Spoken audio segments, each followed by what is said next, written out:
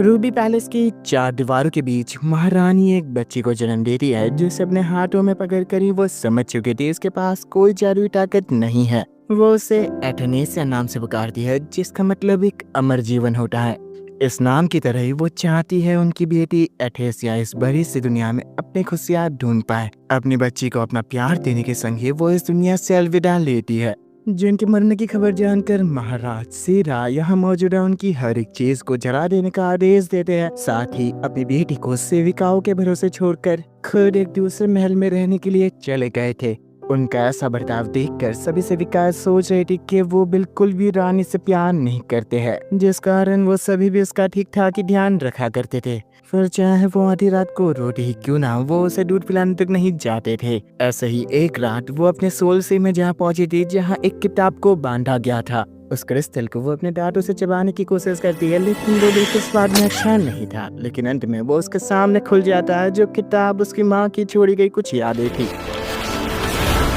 उसके भविष्य की कुछ झलकें काउंसिल के मेंबर्स उसके ऊपर आरोप लगा रहे थे उसके ब्लैक मैजिक परफॉर्म करने के कारण। साथ ही उनका कहना था ये शायद से महाराज को मारने की कोशिश है। लेकिन एथेनेसिया अपने बचाव में कहती है, भला मैं अपने पापा को क्यों मारना चाहूंगी। लेकिन हर किसी का इतना ज्यादा विरोध करना महाराज को एक फैसला लेने पे मजबूर करता और वो अपनी बेटी को हमेशा के लिए यहाँ की काल कोठरी के अंदर बंद कर देते हैं। पिता का उसकी बेटी के प्रति जरा सा भी प्यार ना दिखाने के कारण एथेसिया रोने लगे थे और उसकी ये पुकार कोई और मेड नहीं सुनती सिवाय लिलियल के, जो उसे आकर शांत कराने की कोशिश कर रही थी। और एथेसिया मन ही मन कहती है, ये नहीं होती तो मैं कब की मर जाती। वैसे ये कोई यहाँ की मेड नहीं है, असल में ये मेरी माँ की एक अच्छी खासी दोस्त है और मेरे पिता के काउंसिल मेंबर्स में से एक। मेरे माँ के मरने की खबर जानकर इसने अपनी राजशाही छोड़कर मेरी देखभाल करने का फैसला लिया। एथेसिया ने जो बुरा सपना देखा उसे हकीकत बनने से रोकने के लिए उसे सबसे पहले इस दुनिया के बारे में जानना जरूरी है।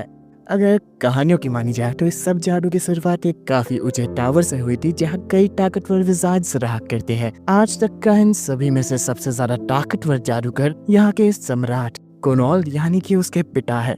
लिली एथेसिया को उसके पिता की तस्वीर पे इतना ध्यान देता देख वो कहती है, जरूर से तुम अपने पिता से काफी प्यार करती हो, पर एथी के लिए वो सबसे ज्यादा बेरहम इंसान है जिससे वो काफी ज्यादा नफरत करती है। इतना ज्यादा कि वो रात को सोने के लिए भी करवटें लिया करती थी। पिता का प्यार ना मिल पाने के कारण एक बच्ची आत्महत्या करने का तक फैसला कर सकती है, ये सोच कर ही उसे डर लग रहा था। साथ ही वो अपनी इस किस्मत से छुटकारा पाना चाहती है। 3 सालों के अंदर वो इतनी ज्यादा प्यारी हो जाती है कि सभी सेविकाओं तक उससे नजर नहीं हटा पा रही थी। इस हद तक कि वो आने वाली हर एक नई सेविकाओं को उसकी प्यारी अदाओं के बारे में बताया करते थे। वो प्यारी बच्ची स्टडी रूम में बैठकर इस दुनिया के बारे में समझने की कोशिश करती थी, पर उसकी आंखें कब लग जाती उसे खुद ही नहीं पता। आज के दिन बगीचे में काफी अच्छे खासे फूल उगे थे, जिस कारण कुछ सेविकाएं किचन को सजाने के लिए जा रही थी, जिसके बारे में जानने के बाद एथेसिया भी उनकी मदद करना चाहती थी। उसे अपने साथ ले जाकर वो सभी किचन की सजावट में लग चुके थे, जहाँ एथेसिया को भी काफी अच्छा लग रहा था। सभी मिलकर एक प्यारा सा झूमर लगा रहे थे, जो देखने में इतना खूबसूरत लग रहा था कि एथेसिया कुछ और फ्लावर्स को बाहर लेने जाने वाली थी, पर वो सभी उसे रुक कर कहते हैं, कपड़े ना खराब हो इसलिए प्लीज एप्रन पहनकर जाइए। बाहर निकलकर वो एक मेड को देखती है जो कहीं टाकाजाकी कर रही थी और वो उससे सवाल करती है, आपको क्या काम है। उसे पकड़े जाने का डर सता रहा था, लेकिन एक बच्ची को देखने के बाद उसका सारा डर जा चुका था और वो उस बच्ची से कहती है, बस मैं यहाँ कुछ चमकदार चीजें ढूंढ रही हूँ जिनकी साफ सफाई कर सकूं। उसकी मदद करने के लिए एथी उसे अनाज के भंडार में लेकर जाती है, जहाँ कई सारी पीली चीजें रखी गई थी। पर वो गुस्सा होकर कहती है, मुझे ऐसी कोई चीज नहीं चाहिए, मुझे सोने ही रह जाओ और आप ऐसी कुछ चीजें ढूंढ रही हूँ मैं भाई। एथी समझ कर कहती है, अच्छा आपको पहले बताना चाहिए था ना। बस इस महल के अंदर ज्यादातर कीमती चीजें पहले ही महाराज अपने साथ लेकर जा चुके हैं, फिर भी यहाँ कई कीमती चीजें हैं जो मैं आपको दिखा सकती हूँ। किचन के सामने वाली जालियों में छुपकर वो सबसे पहले उसे कहती है, वहाँ देखो। एक सेविका रंगीन पत्थरों से जड़ी एक प्लेट के ऊपर कुछ चॉकलेट्स को ले जा रही थी, पर वो पत्थर असल में जेमस्टोन्स थे, जिस बारे में जानकर उस चोर को सबसे पहले डर लग रहा था कि इन प्लेटों को लेना आसान भी होगा। पर एथेसिया आगे बढ़कर सेविका से कहती है, मुझे कुछ चॉकलेट दे दो ना। उसकी मासूमी के आगे पिघल कर वो उसे एक चॉकलेट दे देती है, लेकिन पीछे से एक और सेविका आकर उसे डांटती है, ये क्या कर रहे हो तुम, राजकुमार के दांत खराब हो सकते हैं, तुम्हें उन्हें चॉकलेट नहीं देनी चाहिए।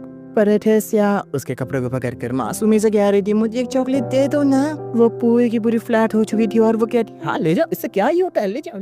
वैसे आपने कुछ और कहा था ना अभी तो। उसके कानों में कुछ फुसफुसाहट करने के बाद वो उन दोनों को यहाँ से भेज देती है। साथ ही उस चोर को वो कह रही थी सब कुछ ठीक है, आ जा। उसका मानना था वाकई ये लड़की काम की तो है।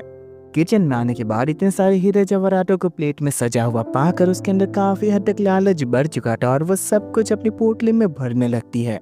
पर एथेसिया बीच में आकर उन सभी पोटलियों को अपने पास रखकर कहती है ये सभी मेरा है, तुम इन्हें नहीं ले जा सकती। उसके अचानक चालाकी दिखाने के कारण वो काफी हद तक हैरान थी, लेकिन वो उसे धमकाते हुए कहती अब तुम मुझे रोकने की कोशिश कर रही हो। उसके सामने जीतने के लिए एथेसिया को एक रास्ता मिल चुका था और उससे बचने का बहाना करके वो वहां से भागने की कोशिश करती है। वो चोर एथेसिया को मारने के लिए एक चाकू फेंकती है, जिससे बड़ी मुश्किल से बचकर वो एक रस्सी पकड़ते हुए कहती है अब तुम्हारा खेल खत्म। सभी सजावट का सामान उसके ऊपर गिर जाता है और इतनी ज्यादा आवाज होने के कारण कुछ गाज के संग लिली वहाँ पे आ जाती है, क्योंकि एथेसिया ने उन बाकी डोमेट्स को कहकर भेजा था कि यहाँ पे कुछ चूहे है। पर अपने आंखों के सामने ये सब देखकर वो हैरान थी और एथेसिया उसे काफी प्यार से कह रही थी चूहा पकड़ा गया। राजकुमारी को चोट पहुंचाने की कोशिश में उस चोर को सभी सिपाही अपने साथ ले जाते हैं, जहाँ कई सारी पूछताछ करने के बाद उन्हें पता चलता है ये किसी और के नकली नाम से यहाँ पे घुसी है। साथ ही में उसके पास एक हथियार मिला है जिसके बारे में महाराज को रिपोर्ट कर दी जाएगी। लिली को काफी ज्यादा खुशी है। एथेसिया को कोई चोट नहीं लगी थी, लेकिन वो इस सब के लिए बिल्कुल तैयार थी। लिली के बालों में एक फूलों को पहनाकर वो हंसी के संग उसे वहां से भेज देती है, क्योंकि उसने सपनों की भविष्यवाणी में देखा था। आधी रात को लिली उस चोर को टाकाजाकी करते हुए पकड़ने वाली थी, लेकिन वो चोर उसका मुंह बंद करने के लिए उसे मारने वाली थी। एठी की इतनी ज्यादा चिंता करने वाली लिली को वो मरने नहीं दे सकती थी। अपना खजाना समेटते हुए वो इस बारे में सोचकर काफी ज्यादा खुश हो रही थी कि वो अपना भविष्य वाकई बदल सकती है। जादुई ताकत नहीं, पर अपने भविष्य को देखने की यह शक्ति उसका जरूर से मार्गदर्शन करेगी। राजमहल में स्कॉल कागजातों का काम कर रहा था, जहां फेलिक्स उसे घबराते हुए रूबी पैलेस के अंदर हुई घटना के बारे में बताता है, जिसे समेटने के पीछे आपकी बेटी एथेसिया का हाथ था। बस इतना सुनते ही स्कॉट बोल पड़ता है कि मुझे सब कुछ बताने की जरूरत नहीं है, तुमने रिपोर्ट दे दी है ना। बस जादू का स्रोत माना जाने वाले उस टावर के ऊपर लुकस ये जानकर काफी ज्यादा हैरान था कि किसी ने तो ओबिलिया साम्राज्य की भविष्यवाणी बदली है। आखिर वो कौन होगा? इस दिशा में तो राजमहल है ना।